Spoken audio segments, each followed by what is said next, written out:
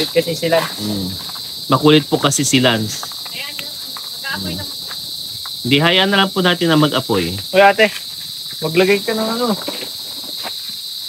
Ito pong ginamit natin kailang maliit po yata yung butas kaya hindi mag-penetrate yung yung walang intrusion ng apoy.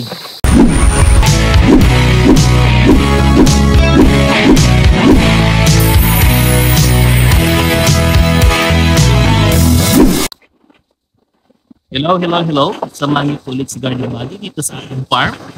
Ito po si Lance, si Mrs., si Aliana, si Papa Tony, at saka po si Alexa Pearl. Ayan.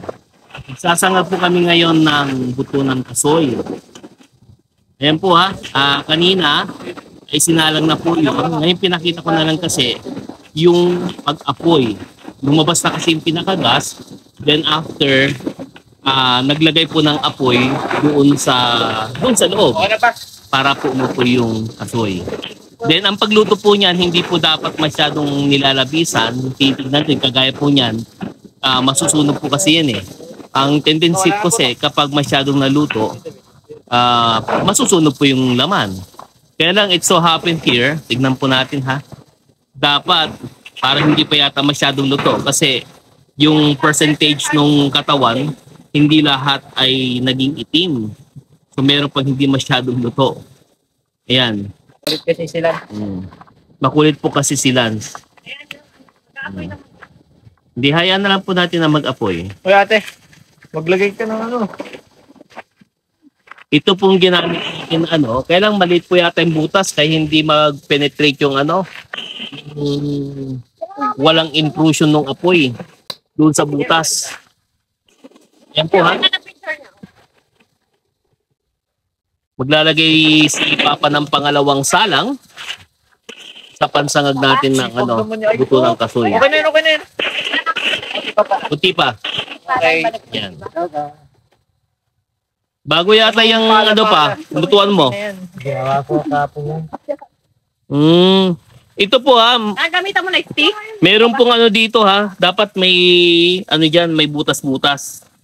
Parang yung gumagawa ka ng ang tawag doon pa, yung pandilig, ng halaman. Oh, nakalimutan mo rin Ayan. Lance, mag-try kang magpukpok kung pwede na yung pagkakaluto o hindi naman. Ayun Tignan po natin kung okay pa yung pagkakaluto ni Lance.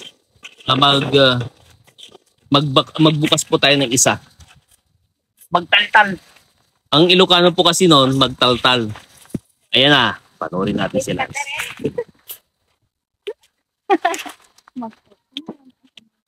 Yan po